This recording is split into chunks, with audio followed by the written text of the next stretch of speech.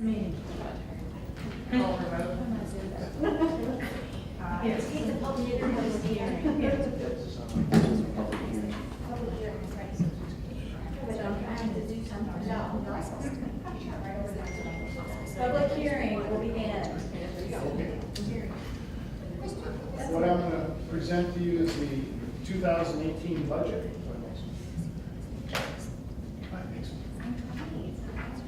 And you can see every time I talk about the budget, how many people show up. It scares me. What's wrong with me? Okay, the budget process. Normally what we always do is we advertise the appropriation high, we advertise the tax levy low, and we advertise the tax rate high. Because once you advertise, you can't go up, you can only go down. Some of the big changes in the biannual budget this year, because it was a 2-year budget, statewide increase was 1.6 in 17-18 and 1.7% in 18-19. But for Greater Clark, we're actually losing money in 17-18. And then we're supposed to see an increase in 18-19. I looked at the budget, and 106 schools will receive less dollars in 2017-18, and 54 will receive less money in 18-19. The foundation amount increases 3.6% to 1.5. Complexity index is reduced statewide. Only one ADM count. The February one won't count anymore. They're still going to count it in 2018, but it's not going to affect us financially. And they're only going to do it for one more year. The CTE, College and Career Readiness and all that, they have a new funding formula that they're going to come out with for the 18-19 school year. Teacher appreciation grants are $30 times your ADM, and highly effective stipend must be at least 25% more than the effective one. Honors diplomas, we have, if you have a SNAP, TANF, or foster care, it's $1,500 plus, it's $1,600. It went up $100. Core 40 went up from 1,000 to 11, and formal collective bargaining starts September 15th. Now, House Bill 1009, this is going to be for January of 2019, which is unbelievable. We're going from the general fund, it's going to eliminate the general fund, and we're going to have an operation fund where the teachers, aides, counselors will be coded to that fund. All the support personnel will be coded to the the education fund. That's the education fund.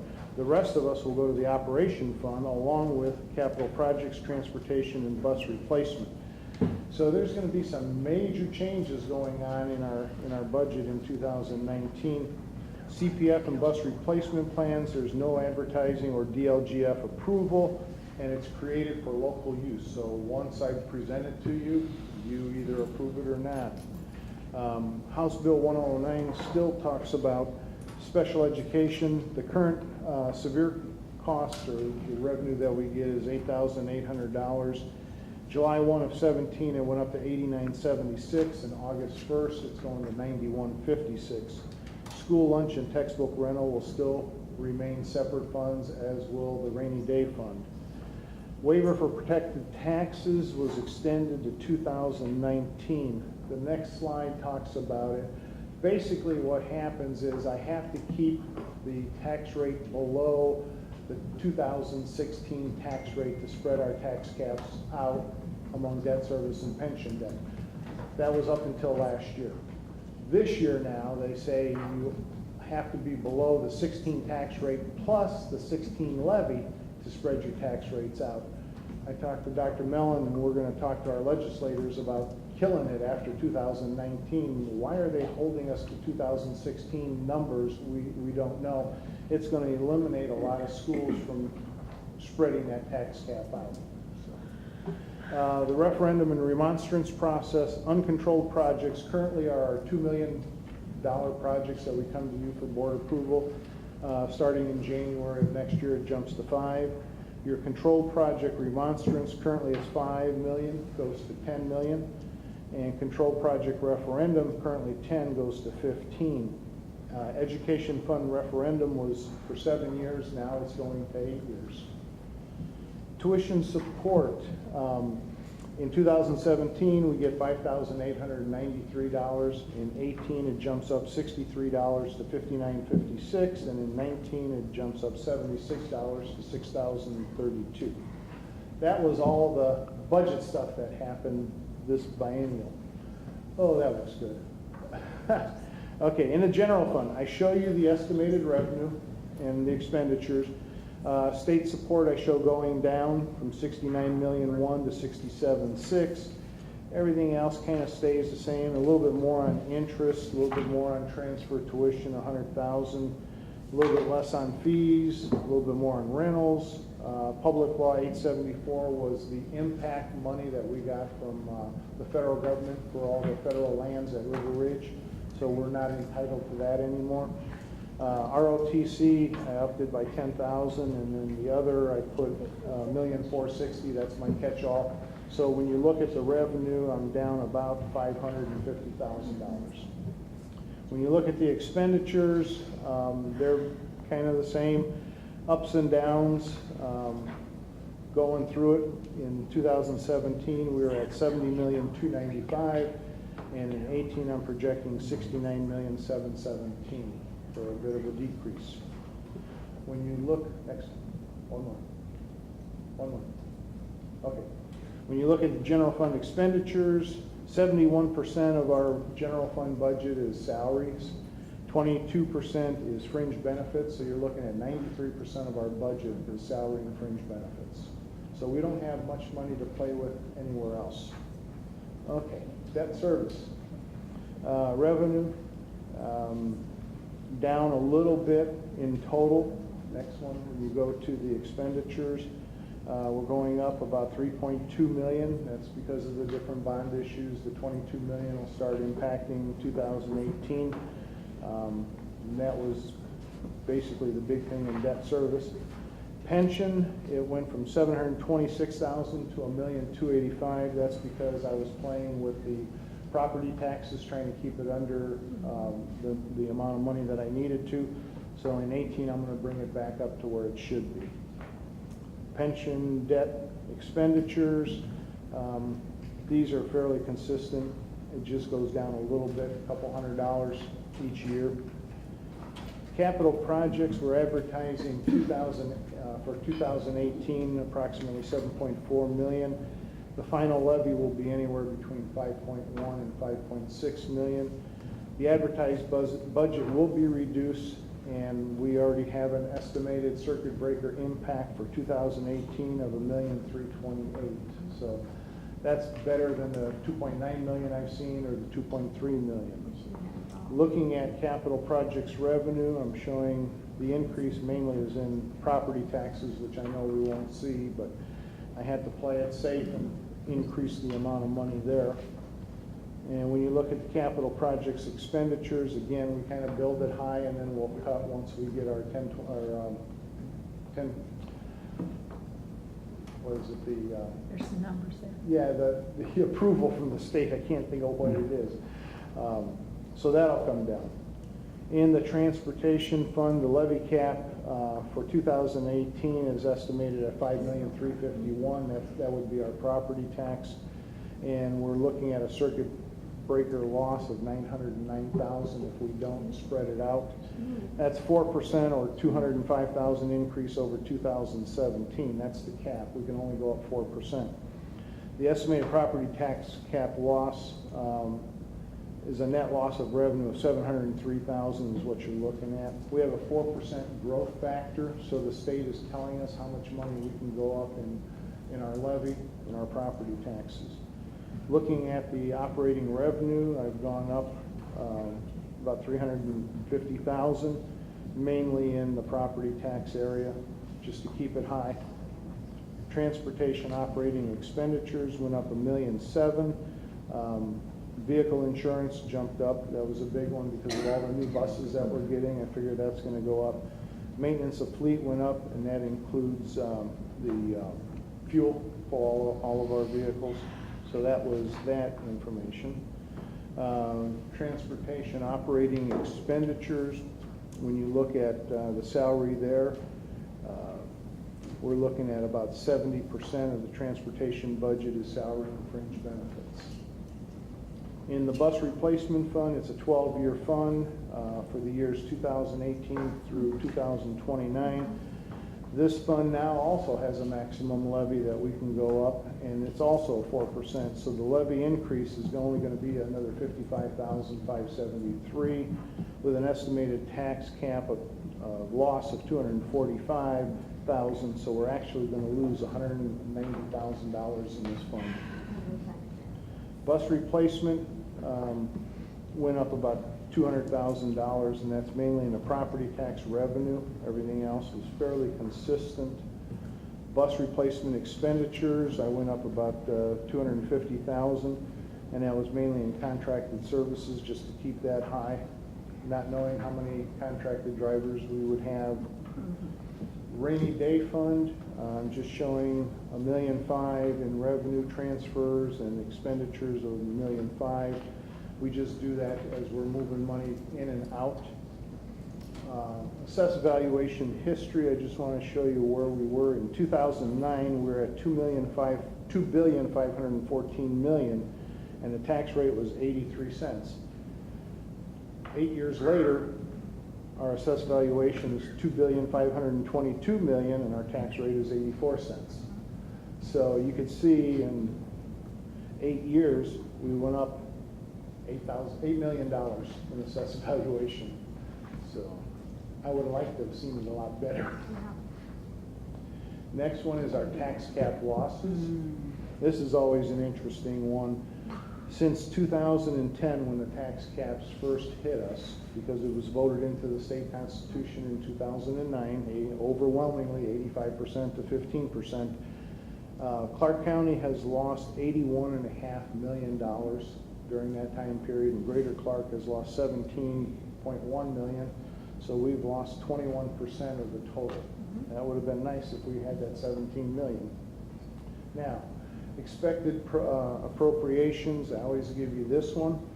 So you could see what we were approved for in 2017, what we advertised, what I expect the 2018 to be. I think 2018 in the general fund will be about $69,250,000. Debt service will be around 12.8. Pension, $1,000,002. CPF, $5,435,000. Transportation operating, $6,350,000. Bus replacement, $1,475,000, and the rainy day fund of $1,500,000. So when you look at the approved from 17 of $94,761,000, we're going up to $98,061,000 on appropriations. Expected tax levies, there's no levy in the general fund because that's all state support. Debt service, $9.4 million expected. Pension, $1.1. CPF, $5,250,000. Transportation operating, $5.3 million. Bus replacement, $1.4. There is no levy in the rainy day fund. So we're looking at, from 17 to 18, about a $1.4 million increase in the levies. Expected tax rates, there's no tax rate in the general fund. That was taken off several years ago. Debt service should be about 38.6 cents. Pension, 4.7.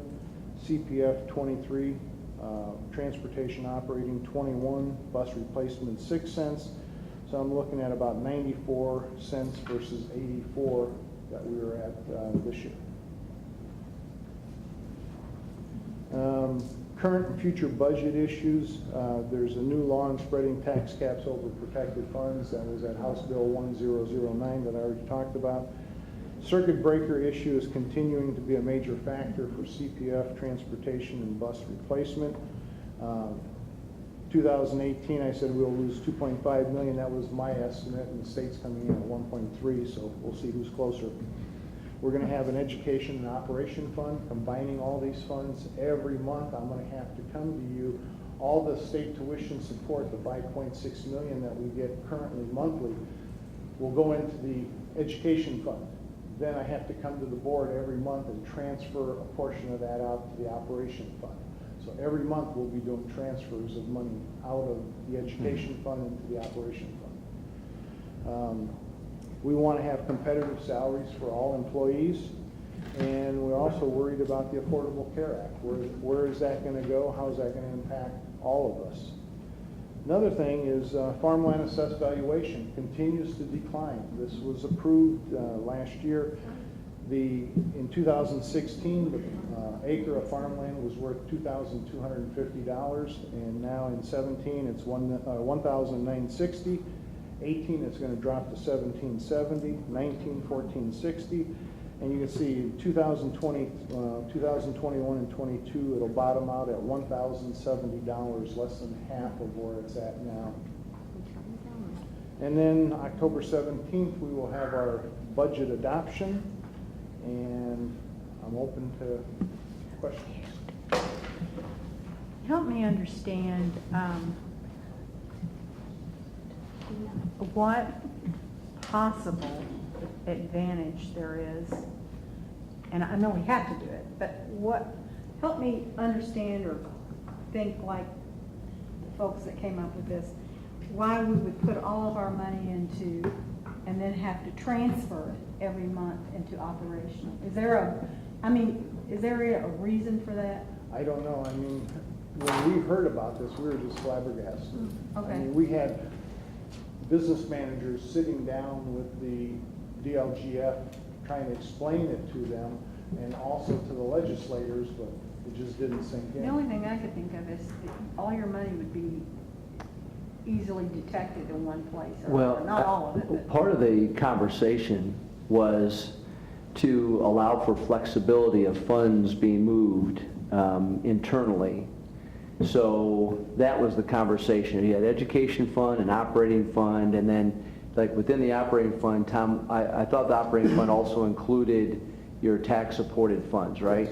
Yes. So transportation, bus replacement, and so on. So the thought process was, could we make it a little bit easier to move funds, especially in that operating fund?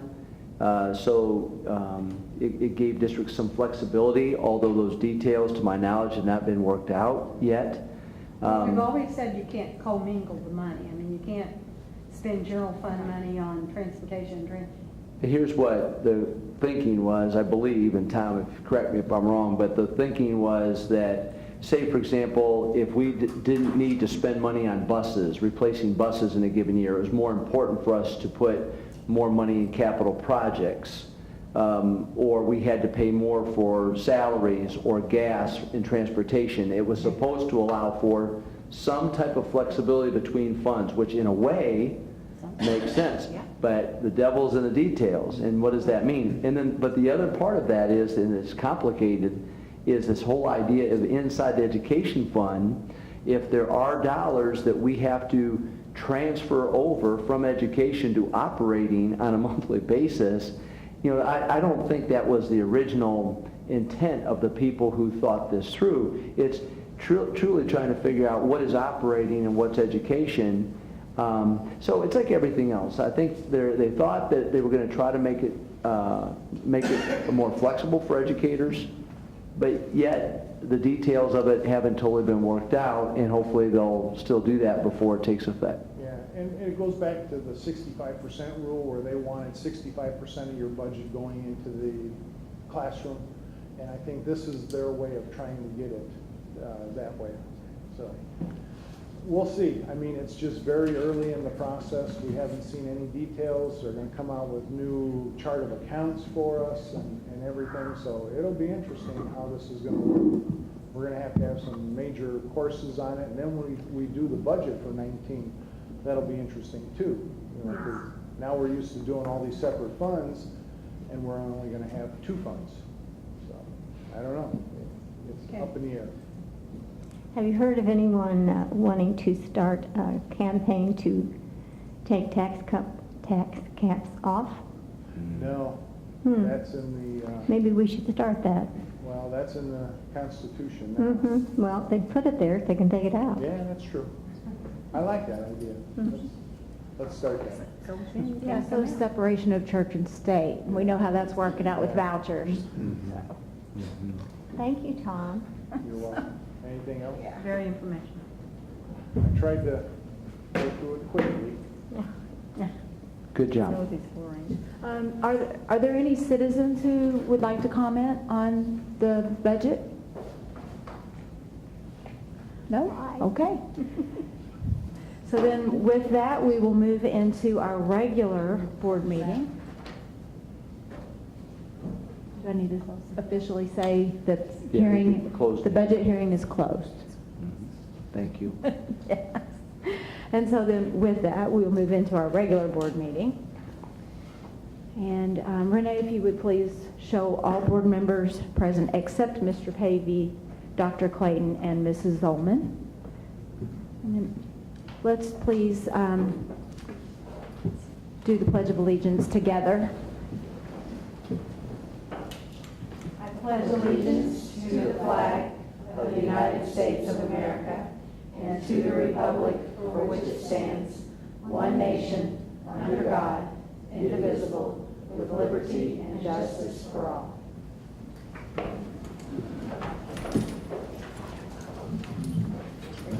And we do have some board salutes tonight. Good evening. I cannot tell you how thrilled I am to be able to talk about this award because it happens to be someone who I think is doing an absolutely fabulous job for Greater Clark. So we're asking the board to salute April Hayes as the Greater Clark County Executive Assistant in the Special Populations Department for receiving the 2017 Distinctive Service of the Year Award from the Indiana Council for Exceptional Children. This award is given to a business, agency, or individual who has demonstrated exemplary personal and professional qualities while making outstanding contributions to children with exceptionalities. Allie Taylor, a Greater Clark preschool teacher, nominated April, and she stated, "Words cannot describe what April does for our special education department, including students, teachers, and administrators. She is passionate about her job and makes a positive impact in their lives daily." The Council for Exceptional Children is the largest international professional organization dedicated to improving educational outcomes for individuals with exceptionalities. CEC accomplishes its worldwide mission on behalf of educators and others working with individuals with exceptionalities by advocating for appropriate government policies, setting professional standards, providing continuing professional development, advocating for newly and historically underserved individuals with exceptionalities, and helping professionals obtain conditions and resources necessary for effective professional growth. Congratulations to April. And I might just note, April does do an outstanding job. Many of our teachers reached out to celebrate her award because they felt that she really does provide exceptional services to kids and to the teachers.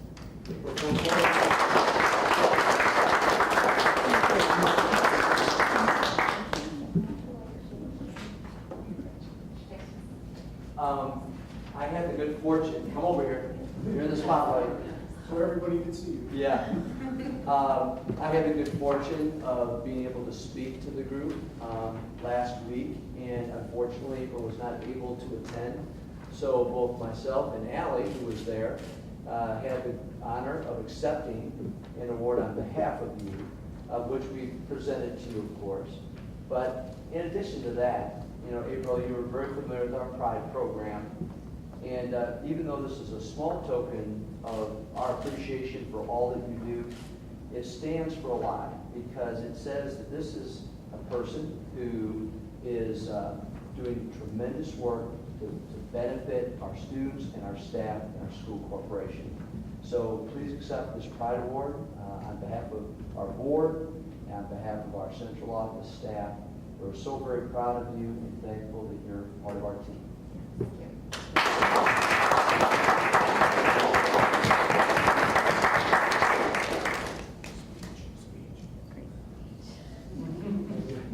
Yeah. And I'm assuming you want to introduce someone special? That is my husband, Ben Hayes. Hi, Ben. Yeah. Ben, thank you. We really appreciate it takes a lot of support to make sure that everybody is happy and supportive, and I'm sure she couldn't do it without you, so thank you for being here. This is probably easy compared to what we get to at home. There you go. Thank you for being here.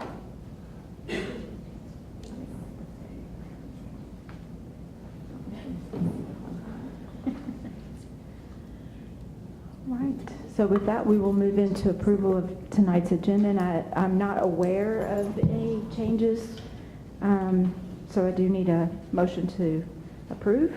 So moved. Thank you. Is there a second? Second. Thank you. Any questions, comments?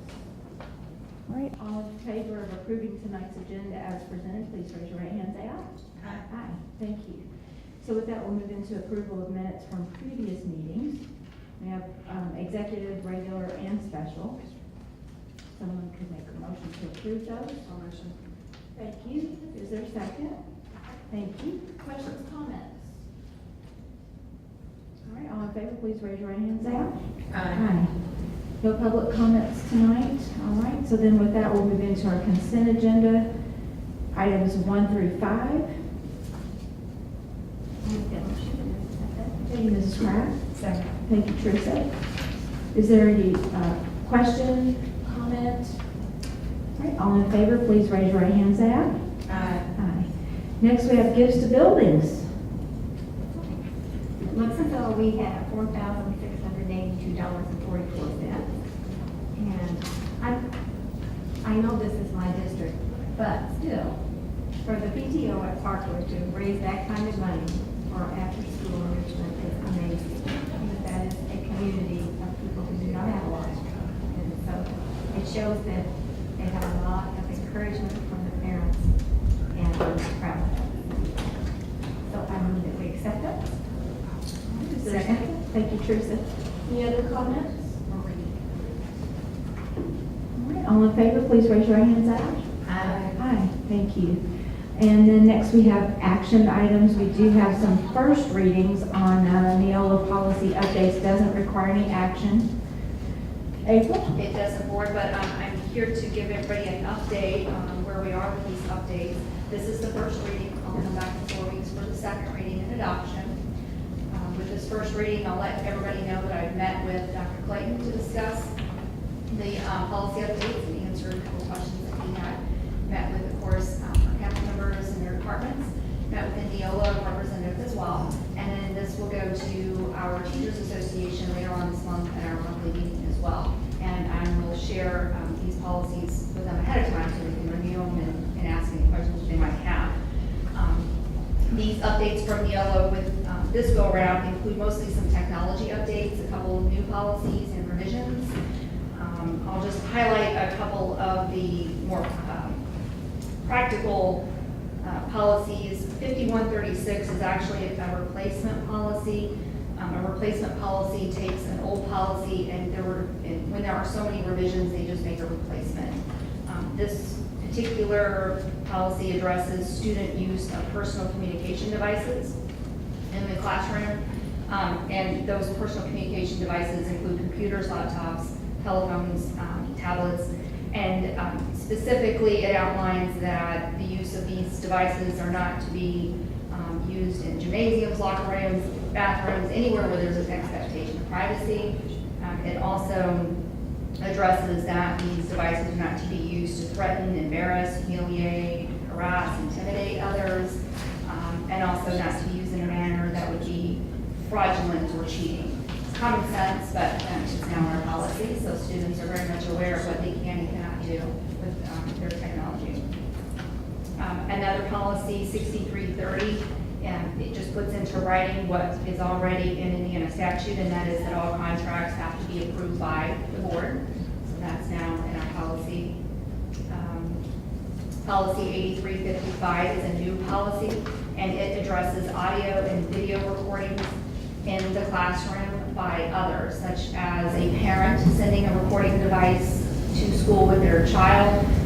This obviously presents a problem with maintaining confidentiality of student information. Specifically, there is a device called an AngelSense device. It's a GPS monitoring device that parents can use for children who wander off, and they can be located, but it also contains a recording device. Parents can send their children to school with the AngelSense device and without anybody else knowing, record what's going on. Obviously, that's a breach of confidentiality when they're listening in and getting information about other students in the classroom. So without prior approval, you can't record anything in the classrooms. And then the last policy that I'll point out is policy 8510, and this is in reference to compliance issues with USDA requirements. So this is just our food services policies, and it's just bringing it up to date with our USDA requirements. And I'll be back then in 4 weeks for second reading. In between that time, obviously you all can contact me with any questions if you see anything that catches your eye with those policies. So these will come back for action at our first board meeting in November? That is correct, yes. So board, I would encourage you to read through these, and if you have questions, of course, reach out. Thank you. We have a youth literacy grant acceptance. I just have nothing but good stuff so far. I love it. Okay. And this is just to accept a grant for Porter Porter in the amount of $1,872. It's from Dollar General, and it is to support our literacy program at Porter Porter, and it will especially support Family Literacy Night and also purchase books. Is there a motion? Dollar General. All right, love it. Is there a motion? So moved. Thank you. Is there a second? Second. Thank you. Questions? Comments? All in favor, please raise your right hands out. Aye. Thank you. Thank you. And then we have, next is an authorization to purchase a transportation shop truck. Yes. In transportation, we have two shop trucks. We have a 2005 Ford with 133,985 miles, and a 2001 with 73,800 hard miles, and is in bad shape body-wise and mechanically. We have received two quotes for a replacement vehicle. Coil's quote is for a 2017 Chevy 3500 for $39,478.05. And John Jones Auto Group quoted a 2017 Chevy 3500 for $39,942. We're asking permission to purchase the Coil 2017 Chevy 3500 for $39,478. This purchase will come from the transportation funds, and we have both quotes are attached. We're not going to trade anything in. What we'll do is we'll put one of these vehicles in the auction that we're going to have next year in springtime. That'll help bring out people. We hope. Is there a motion? So moved. Is there a second? Thank you. Any questions? We should have gotten a forward.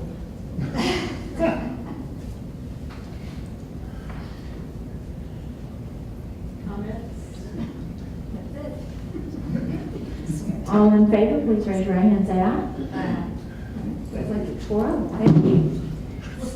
And then we are also looking to lease purchase some maintenance vehicles and a dump truck. Yes, ma'am. Board, back in 2013, we used a safety security bond to purchase some vehicles. That bond has been paid in full. We're continuing to replace some of our older vehicles. 4 of them are the Chevy Express 3500 vans. Those are the ones that you see that have all of the tools and the equipment in them. And then the one is a 2016 Chevy 3500 four-wheel drive crew cab diesel with a dump bed. That's replacing the actual dump bed and crew cab that we have now. It has gone kaput, and it's going to be somewhere between $6,000 and $8,000 to put a new motor in that. And one of the things is that pulls our bat wing, which is our big mower, and then the other thing is the main wing we use to push the snow. So we need to go ahead and move on that. So in an attempt to get as many as we can, Tom and I have worked through this, and I appreciate his help. So we're looking at a 3-year lease and purchase agreement. The annual payment is $53,352.11 for the 4 Chevy Express vans and $16,490.72 for the 2016 Chevy dump truck, for an annual cost of $69,842.83, and that will come out of CPF. That's why we're doing it later in the year. We made sure that cover what we needed to here. So at this time, the superintendent would recommend approval of the lease purchase agreement for the 4 2017 Chevy Express 3500 vans and 1 2016 Chevy 3500 four-wheel drive crew cab diesel with the dump bed at an annual payment of $69,842.83 for 3 years. So, Thank you. Is there a second? One second. Thank you. Questions, comments? same comment. The same comment I had earlier. It's got to go forward. To go forward. All in favor, please raise your hand. Say aye. Aye. Aye. All right. And then we have construction contract for North Haven. Yes, board, very straightforward. Back in September on the 19th, you awarded the bid for North Haven Elementary to Cutter. This is the actual contract. So once we award the bid, the contract is to follow, so these are the standard contracts. Ms. Geldmaker has reviewed them. So at this time, the superintendent would recommend approval of the construction contracts with Cutter Construction for the addition renovation project at North Haven Elementary. Is there a motion? Thank you, Mrs. Kraft. Is there a second? Second. Thank you. Mrs. Perkins? Any questions? Comments? All in favor, please raise your right hand and say aye. Aye. Aye. JAG at JHS. Got an MOU? Thank you, Board. Thank you.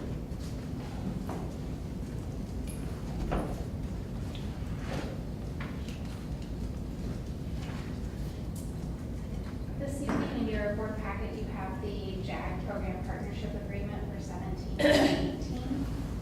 In conjunction with Work One, Jeffersonville High School offers the JAG class, and this is a renewal of the agreement that we previously implemented, and the JAG instructor is an employee of Work One. That program will serve students who will be juniors and seniors for the 17-18 school year, and as I said earlier, you have a copy of that MOU in your packet. The recommendation is to approve the memorandum of understanding for jobs for American graduates. Is there a motion? So moved. Thank you. Is there a second? A second. Thank you. Questions? Comments? All right, all in favor, please raise your right hand and say aye. Aye. Aye. Thank you. And then we have 2018 graduation. We do, but I picked up the wrong paper. Oh, okay. Yeah, here. Just the dates that we have proposed for you: Friday, June 8th for New Washington at 7 p.m. for graduation, Saturday, June 9th, Charlestown High School at 10 a.m., and Saturday, June 9th, Jeffersonville High School at 1 p.m. And the superintendent recommends approval of the 2018 proposed graduation dates and times. Is there a motion? Thank you. Is there a second? Questions? Comments? Okay. All in favor of accepting the proposed 2018 graduation dates, please raise your right hand and say aye. Aye.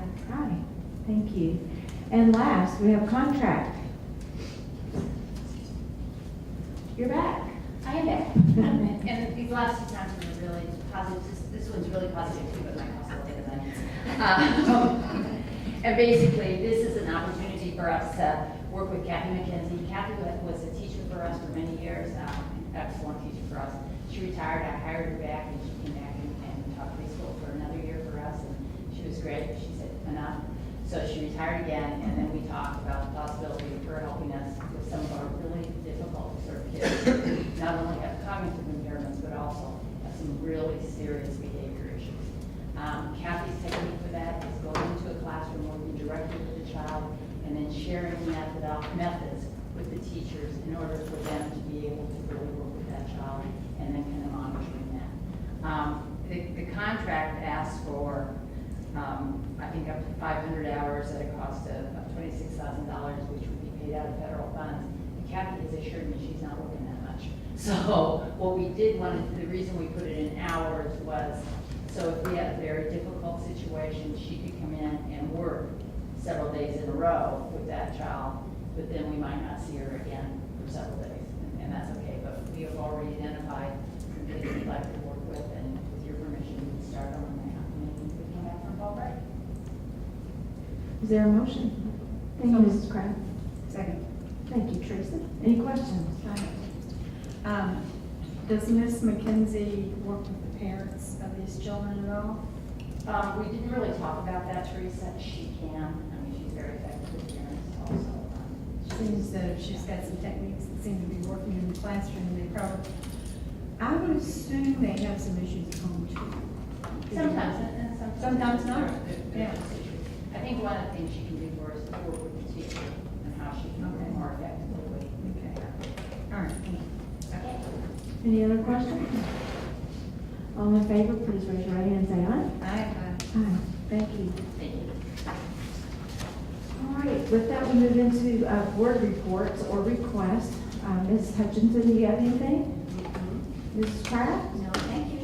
Ms. Perkins? All right, I do not either. No public comments on non-agenda, so then board comments to close out the evening. Ms. Hutchinson? None at this time. All right, Mrs. Kraft? No, thank you.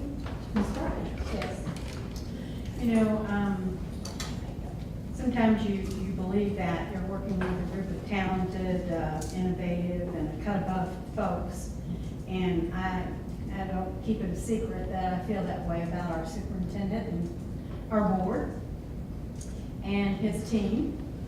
And the last 2 days, I was able to attend the Indiana School Boards Association, and that certainly was validated and supported by not only the presentation that Dr. Mellon and his group presented, it was the best one.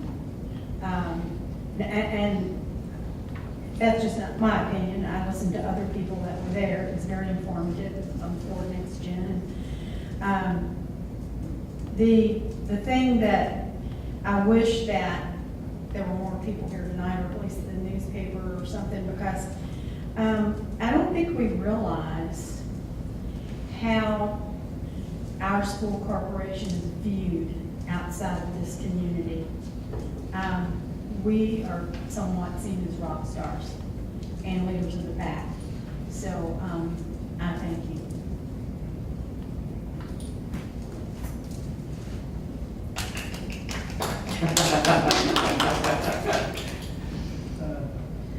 The only thing I would have to add to that is I had an opportunity, as well as Ms. Kraft and Ms. Perkins, Dr. Mellon, to attend the NAACP banquet this past week. And the highlight of that evening for me was to see all the young students of ours who also were in attendance at that banquet. It's great to see them becoming leaders and knowledgeable at such a young age. So I appreciate the opportunity to represent our corporation at that event. So, Dr. Mellon, do you have anything? Just want to thank my team over here for all the work that they do and the presentation that most of them helped make up in Indianapolis. Also, we had Pam Otters back and Tammy Hatfield that came up, and Pam from the United Way and Tammy from Ford that came up to Indianapolis and helped with that presentation. So that partnership with our community is just outstanding. And then today, Wendy Danchester from One Southern Indiana and I presented to a graduation pathways panel. The state is right now in a process where they have a panel that is studying what do they want for different potential pathways for students to graduate from high school. I think it's a good concept, and what they did is they wanted some school systems to come up and talk to them about models that are in place that perhaps could make this work across the state. So I appreciate Wendy being part of that conversation, and hopefully it'll make a difference in the long run. I just know this, that without a board that is supportive of our efforts, none of it would be possible. So to be quite honest with you, I just feel lucky that I have the ability to work for a board that allows us to step out and try to be progressive and innovative and do great things for kids. And so a lot of thanks goes to you as a board, from me and from all of us. All right, thank you. With that, I guess we need a motion to adjourn. So moved. Thank you. And a second, please. Thank you. All in favor of adjournment, raise your hand and say aye. Aye. All right, good night. Dang it.